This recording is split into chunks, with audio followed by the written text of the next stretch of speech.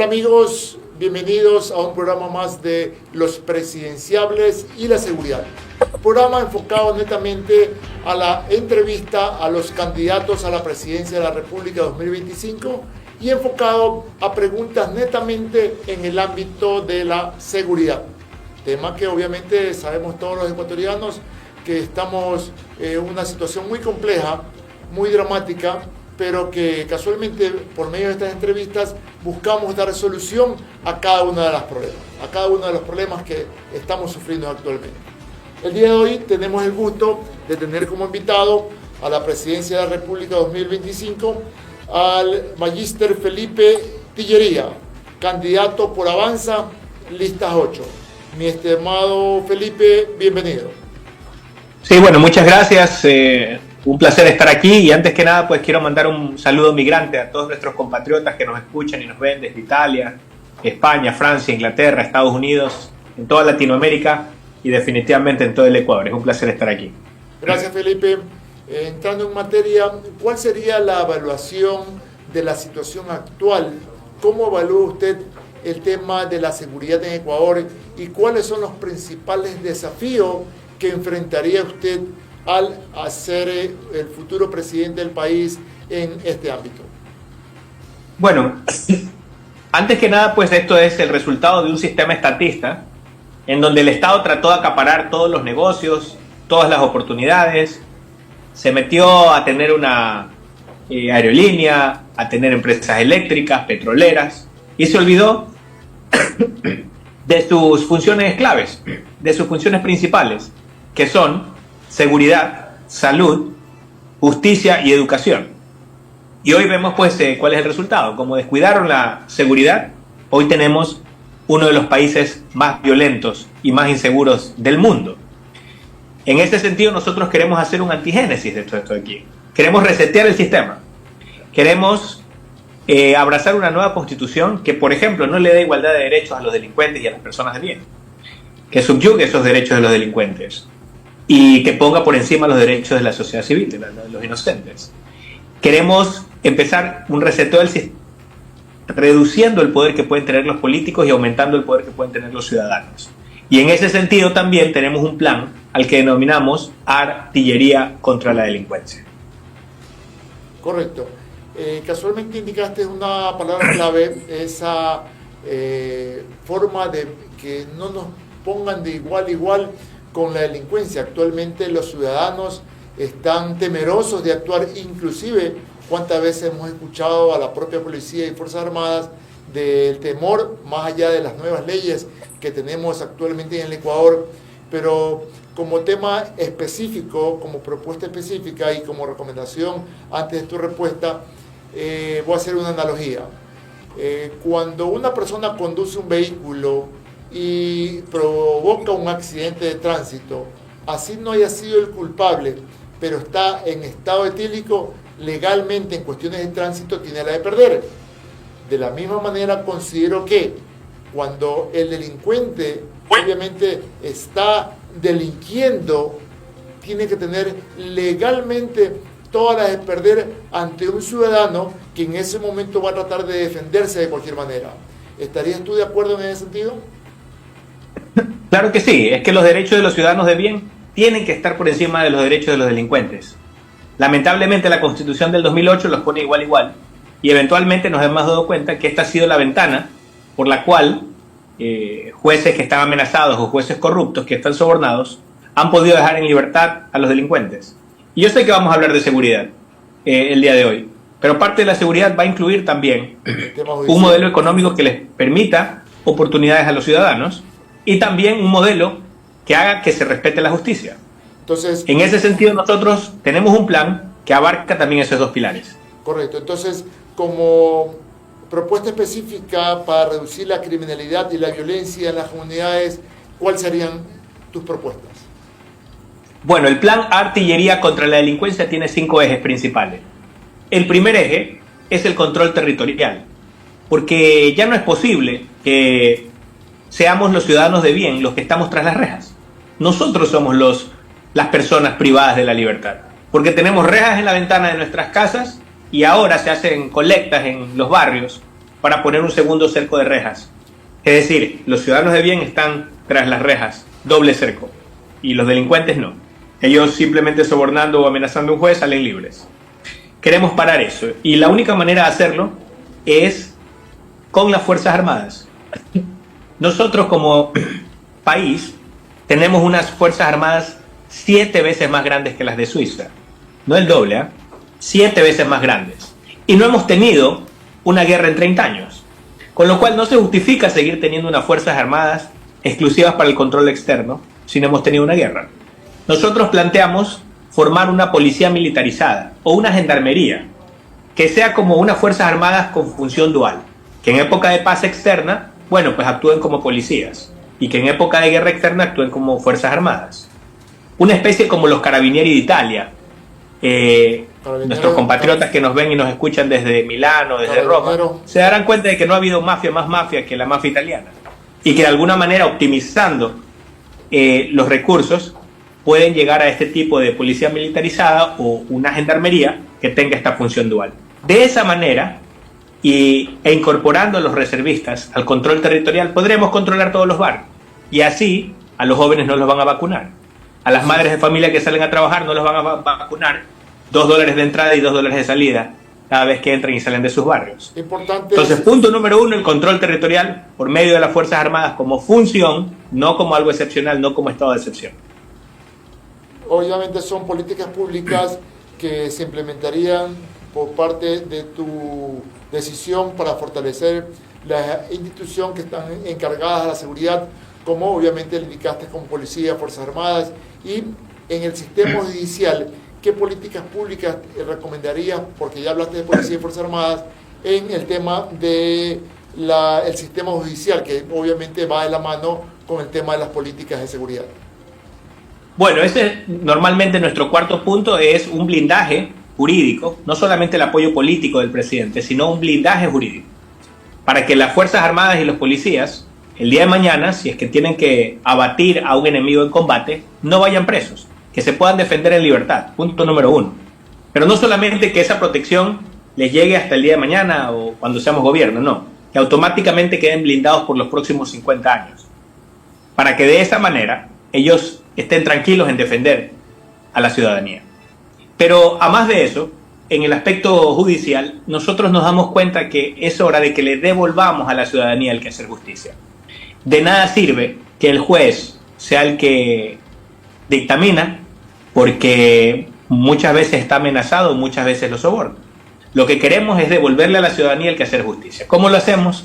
Por medio de un sistema de jurados, 15, 20 miembros, donde incorporemos a la academia, donde incorporemos a ciudadanos honorables, y de esta manera, con ese jurado que siempre va rotando, el juez ya no va a decidir, el juez va a guiar el juicio, como se hace en Estados Unidos, como se hace en Inglaterra o como se hizo en Ecuador hasta 1935.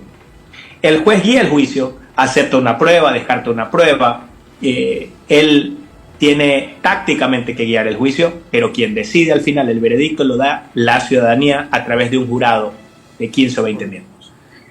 Eso en el tema legal. Sí, ¿cómo no? Así es. La prevención del delito es la piedra angular de la seguridad.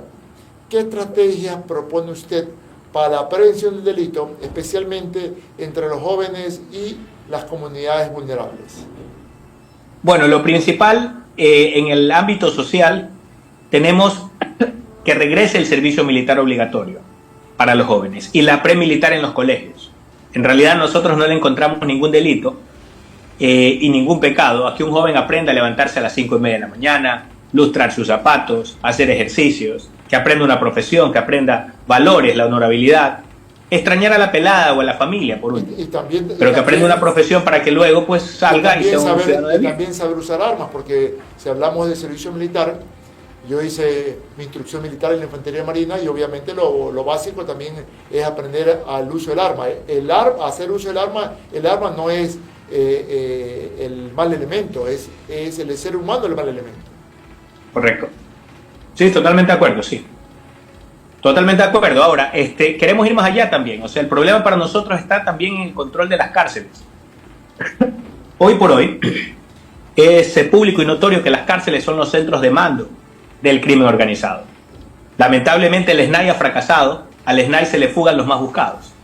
Por eso tenemos que eliminar el SNAI y darle a los reservistas de las Fuerzas Armadas, que son cerca de 100.000, darles la capacidad de que ellos puedan ir rotando y controlar permanentemente las cárceles. Y que los presos tengan que para tener cualquier tipo de beneficios penitenciarios. Por ejemplo, si quieren acortar sus penas, bueno, lo pueden hacer trabajando.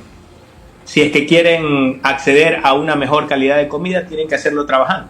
Correcto. Y esto no le va a costar al Estado. Nosotros planteamos privatizar esa fuerza laboral, vendérsela a cualquier empresa privada que en lugar de, por ejemplo, Tommy Hilfiger, en lugar de confeccionar en Shanghái, donde tienen que pagarle $380 a un chino, bueno, pues acá esa fuerza laboral desde la cárcel podrá ser de Tommy Hilfiger por $300, por ejemplo. Una parte de ellos, de esos $300, va a ir al Estado para que cubran su casa y comida. Es decir, ese precio ya no le cuesta al Estado. Pero una segunda parte va a ir directamente al preso. Y si te hago yo una propuesta con respecto a cárceles, un ejemplo, sabemos que Policía Nacional tiene varias unidades dentro de policía y especialidades. Primero es Policía Nacional y luego se especializa en un grupo operativo, en un grupo rescate, en un grupo de turismo y tantas especialidades en el grupo de investigación. ¿Qué tal si dentro de la policía hacemos una unidad especializada para el manejo de cárceles? Que obviamente pueden entrar reservistas, pero tienen que ser primero por ser policía, que es la unidad donde se van a especializar en conducta criminal, obviamente se van a especializar en el manejo de reos, porque esa es la problemática, la especialidad como tal, porque muchas veces vemos a directivos, a funcionarios que muchas veces son cuotas políticas que van a manejar una cárcel y un tema muy complejo, de alta peligrosidad, y que si alguien decide ser policía y si alguien decide hacer el curso como un criminólogo para manejar ese tipo de personas, está apta para eso. Y qué más que el uniformado, que el armado, que el que tiene su chaleco, que tiene el respaldo de la institución, maneja esa papa caliente que siempre ha tenido y va a seguir teniendo el tema del manejo de cárceles. Sí, claro que sí, pero como definitivamente que tiene que pasar por un entrenamiento, llámese reservista de las Fuerzas Armadas o esta fuerza dual de gendarmería o los policías. Aquí lo que tratamos de hacer es que los presos tengan que trabajar para que tengan incluso menos tiempo de andarse drogando, de andarse matando entre ellos. Y que aprendan técnicas de trabajo al final, ¿no? Yo creo que eso sí los comenzaría a rehabilitar. Sí, y aparte, comienzan a ganar su platita.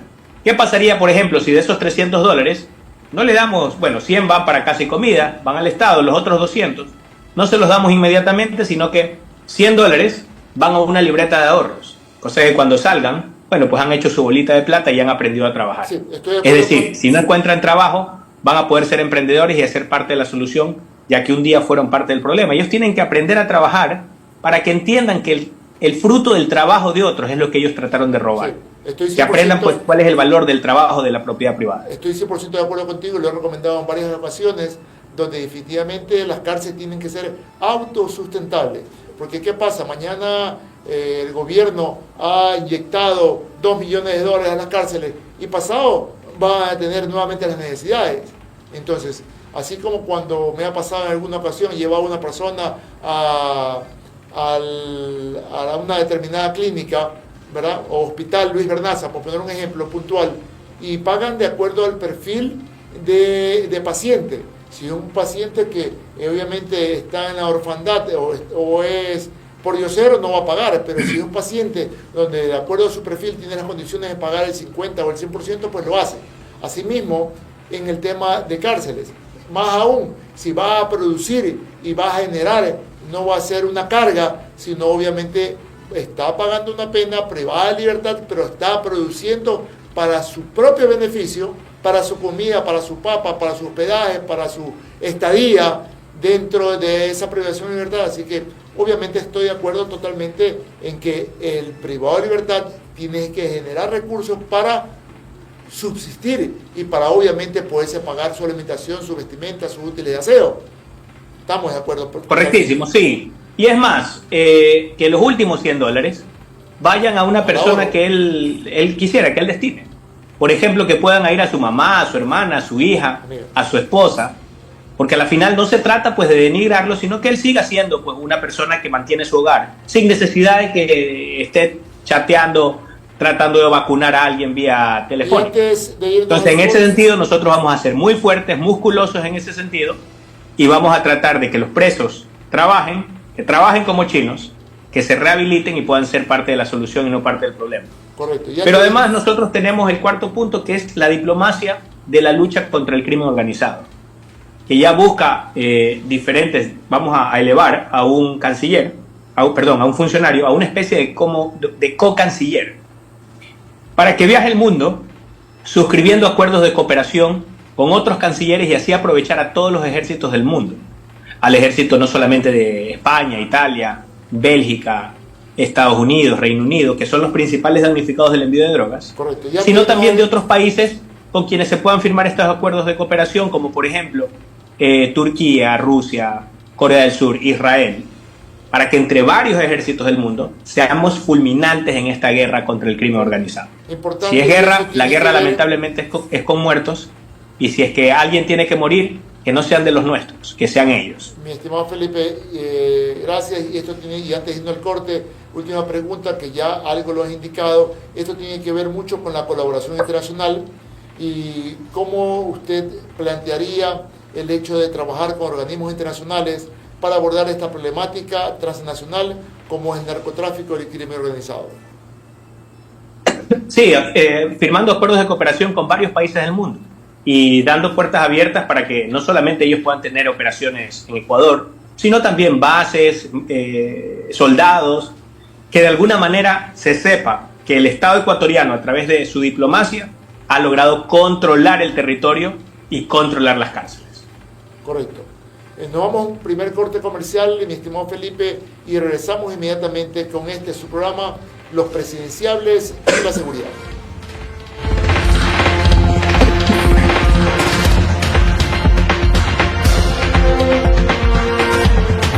Aquí iniciamos el espacio publicitario.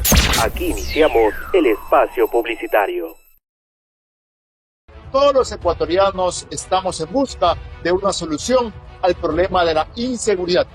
Y para eso, aquí, en este programa, conoceremos a profundidad lo que plantea cada candidato a la presidencia de la República del Ecuador 2025 para garantizar la seguridad en el país de manera integral. Porque los ciudadanos exigen estar bien informados. Soy John Garecoa y estoy aquí para presentarles el programa Los Presidenciables y la Seguridad de cara a las elecciones 2025. Todos los domingos a las 21 horas por el canal TV Digital.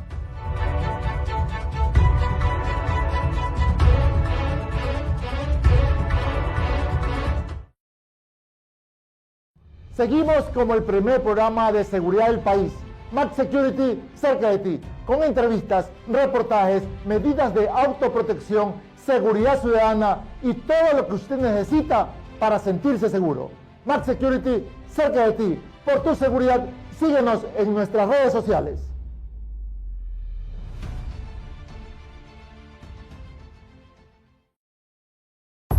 Aquí finalizamos el espacio publicitario.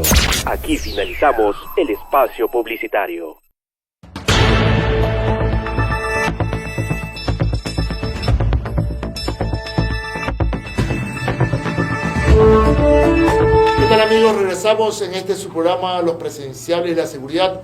Tenemos el gusto de compartir pantalla con el candidato a la presidencia de la República, Felipe Tillería, candidato por Avanza, listas 8. Mi estimado Felipe, siguiendo con el programa, sabemos que existió un incremento en el IVA para atender temas de inseguridad en el país, pero ¿cuáles serían los recursos del presupuesto que prevé usted garantizar para que haya el suficiente recurso y presupuesto destinado casualmente a la seguridad y al bienestar de las fuerzas del orden? Bueno, del incremento del IVA, que fueron 3 puntos, solamente 400 millones se han ido a seguridad, con lo cual nos damos cuenta que nos están pasando gato por liebre. Nosotros siempre hemos planteado, por ejemplo, reducir el salario de los políticos y aumentar el poder de la gente. Cuando reducimos los salarios de los políticos, los asistentes, asesores de aquellos asambleístas, cuando lo hacemos en todo el Estado, también concejales, alcaldes, y además, cuando comenzamos a optimizar el gasto, nos damos cuenta de que nos va a sobrar recursos. Cuando los presos ya no nos cuestan porque están trabajando y ellos mismos se lavan su cara, como se dice, vamos a comenzar a tener mucho más dinero para el control de las calles, que es donde ahorita las papas queman. Por ejemplo, nosotros hemos planteado el cobrarle inscripción a todos los cargos de elección popular. Aquí en la ciudad de Londres, por ejemplo, si yo quisiera ser candidato a alcalde, no tengo que recoger firmas ni transar con un partido político. Yo tengo que ir al Consejo Nacional Electoral y pagar $10.000, 10.000 libras esterlinas, ¿no? Vendrían a ser como $13.000. Pero hagamos este ejercicio simplemente con $10.000. ¿Qué hubiese pasado si en las últimas seccionales, donde en Ecuador hubo 63.000 candidatos, cuando hubo 63.000 candidatos, le hubiésemos cobrado 10.000 a cada uno? Ahí tuviésemos 630 millones de dólares. Es decir, un 50% más de lo que se está necesitando para el combate a la delincuencia. Es decir, yo creo que es hora de que le demos la vuelta a la tortilla como ciudadanos. Vamos a llegar al poder como un movimiento ciudadano, como organizaciones sociales, estudiantiles, de la sociedad civil, que está cansada de los políticos. Vamos a hacer un reseteo del sistema y vamos a virar la tortilla. Ahora, si es que va a haber una clase que va a ser explotada, va a ser nuestra clase política. Ahí vienen los recursos para que nosotros podamos salir adelante. En otras palabras, prácticamente todos decimos cuando queremos servir, y dice, yo quiero servir al país, pero no solamente servir con la lengua, sino servir también con el bolsillo, porque estoy aportando. Correcto, pero a ver, esto los ciudadanos de bien saben esto y lo hacen todos los días, mi querido John. Miren, cuando uno se levanta los sábados en la mañana para llevar a los hijos al entrenamiento de fútbol, uno no lo hace por plata. Uno a veces está cansado, bueno, el sábado quiere dormir un ratito más, pero bueno, se levanta temprano, lleva a los hijos al fútbol por amor a la familia, no pensando que el director técnico le va a dar una comisión. Correcto. O cuando se va a la iglesia los domingos, lo hace por amor a Dios, no porque el cura le vaya a dar un porcentaje de las limosnas. Asimismo, yo creo que los políticos tienen que hacer ciertos sacrificios por 2, 4, 8 años e involucrarse por amor a su patria. No por irse a llenar los bolsillos o por mejorar su nivel de vida. Para eso, ábranse una empresa, hagan industria, o por último, pues compren bitcoins, pero no se metan a la política para hacer plata. Estoy totalmente de acuerdo contigo. En temas de capacitación y recursos humanos, ¿qué medidas propone usted para mejorar la capacitación y los recursos del personal de las fuerzas de seguridad?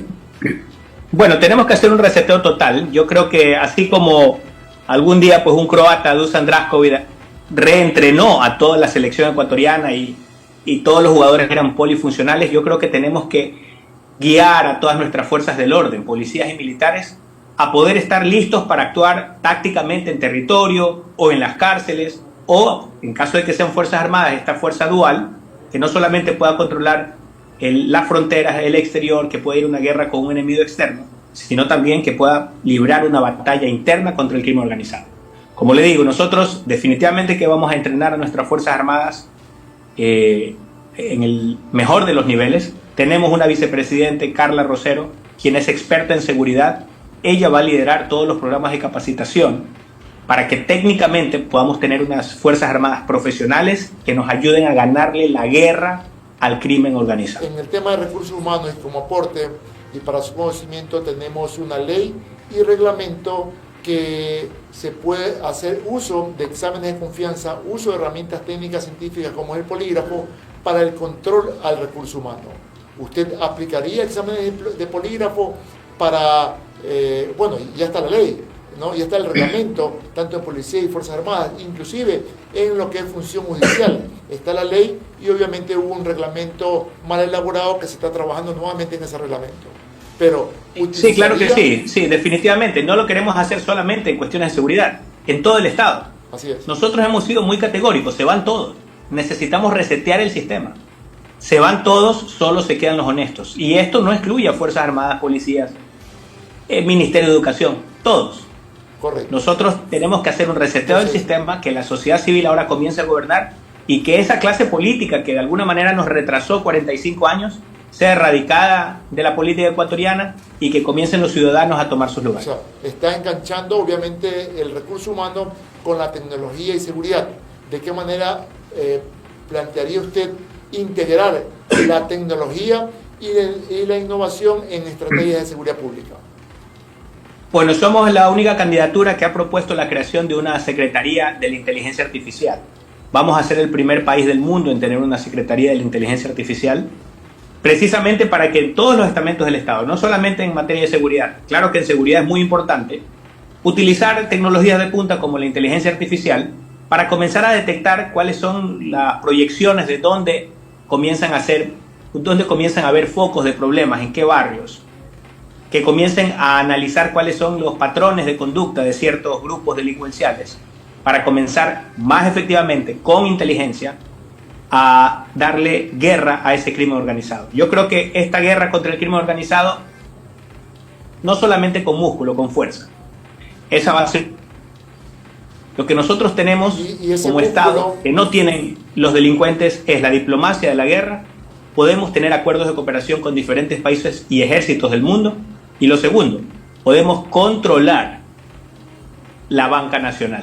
En el momento en que el Estado ponga muchas más leyes estrictas, como lo hacen los grandes centros financieros internacionales, para prevenir el lavado de activos, en ese momento le estaremos dando en la yugular a ese crimen organizado. El crimen organizado se lo combate con inteligencia y en ese sentido nosotros vamos a caminar. Muy bien, mi estimado Felipe, casualmente de ese músculo que necesitamos casualmente para poder combatir la delincuencia, ¿cómo harías la participación ciudadana? ¿Cómo incentivarías la participación de la comunidad en la formulación e implementación de políticas de seguridad? Bueno, hay varios modelos. Uno que me llama la atención bastante es del ICE de Estados Unidos. Bueno, ellos pues le dan un premio al ciudadano que da cierta información que llega a la captura de los delincuentes. Entonces así los ciudadanos, quizás muchas veces sea el chambero, el que vio que un carro llegó al barrio y lo escondieron inmediatamente, él a veces dice, bueno, ¿para qué me voy a meter en problemas? Es buscarme enemigos por gusto. Bueno, esta vez no. Esta vez muy probablemente todo ese botín que va a capturar el Estado, una parte será pues para el ciudadano que nos ayude con la inteligencia, que muchas veces y que en la mayoría de casos está en la ciudadanía. Pero esta vez no es que se va a meter en problemas por gusto, no. Esta vez, para algunas personas es como sacarse la lotería. Yo creo que así, cuando haya una verdadera sociedad entre la clase política y los ciudadanos, vamos a salir adelante en las 4 funciones principales donde tiene que estar presente el Estado: en seguridad, justicia, salud y educación. Correcto. Al inicio de esta entrevista indicaste obviamente varias situaciones muy estrictas que obviamente tienen un impacto en derechos humanos. ¿Cómo usted balanceará la necesidad de seguridad con el respecto a los derechos humanos y las libertades civiles? Bueno, hasta este momento lo que nosotros hemos hablado se enmarca dentro de los límites que nos permiten los derechos humanos. Sin embargo, yo creo que es necesario que en algún momento nosotros tengamos una consulta popular para que los ecuatorianos decidan si es que temporalmente nos salimos de los derechos humanos. Porque si bien es cierto, la mitad de los países de Latinoamérica no son suscriptores de la Convención Interamericana de Derechos Humanos, bueno, quizás tengamos que ser parte de esa mitad de países. De otra manera, siempre estaremos maniatados. Y yo creo que le corresponde a la ciudadanía decir qué modelo quiere seguir. Nosotros le hemos presentado a la ciudadanía cuál es nuestro plan de artillería contra la delincuencia, que los presos trabajen como chinos, que las Fuerzas Armadas estén en control del territorio y de las cárceles, que vuelva el servicio militar para los jóvenes, que nosotros podamos hacer varios acuerdos de cooperación con diferentes países y ejércitos del mundo y que le devolvamos el quehacer justicia a la ciudadanía. Si es que en algún momento, gracias a ese blindaje jurídico que le vamos a hacer a las fuerzas del orden, necesitásemos una consulta popular para que la ciudadanía decida si quiere seguir en la Comisión Interamericana de Derechos Humanos o no, es la ciudadanía la que tiene que decidir. Como un mandatario, yo tendré que acatar lo que quiera el pueblo. Al final, de lo que se trata es que nosotros arreglemos la inseguridad en Ecuador que Ecuador vuelva a ser uno de los países seguros de Latinoamérica y que nos enrumbemos hacia el primer mundo. Gracias, mi estimado Felipe. Definitivamente estas preguntas pueden ayudar a obtener, estas preguntas y respuestas dadas de tu parte pueden ayudar a obtener una visión clara de cómo cada candidato aborda el tema de la seguridad y permitirán a los votantes evaluar sus propuestas de manera más informada, de manera más precisa. Así que gracias, Felipe, por este espacio, gracias por estas entrevistas, por tus palabras, por tus recomendaciones. Sé que eres un buen candidato, un candidato nuevo, pero con nuevas propuestas. Te felicito, espero tener la oportunidad de saludarnos personalmente en cualquier momento. Te deseo el mayor de los éxitos en esta nueva carrera para ti, obviamente, ¿verdad? Así como estuve yo en su momento también como candidato a la alcaldía de Guayaquil, fue nuevo para mí, pero estamos, creo que con todas las ganas, con toda la juventud, para llevar adelante estas nuevas propuestas. Tus palabras finales. Genial, por favor, muchísimas Felipe. gracias, John. Simplemente pues me despido de nuestra ciudadanía. Tenemos que resetear el sistema, tenemos que darle la vuelta a la tortilla, menos poder y menos sueldo para los políticos, más poder para los ciudadanos, que el Estado esté limitado a educación, salud, seguridad y justicia, el resto para los privados y en los bolsillos de los ecuatorianos. Con Gracias. una nueva constitución que ponga los derechos de las personas de bien por encima de los derechos de los delincuentes, que garantice la propiedad privada, vamos a abrazar las ideas de la libertad y a enrumbarnos al primer mundo. Un abrazo, amigos. Muchas gracias. Igualmente, siempre a la orden. Recuerden seguir nuestro programa por los canales de TV Digital y de Max Security. John Grecoa, siempre a la orden.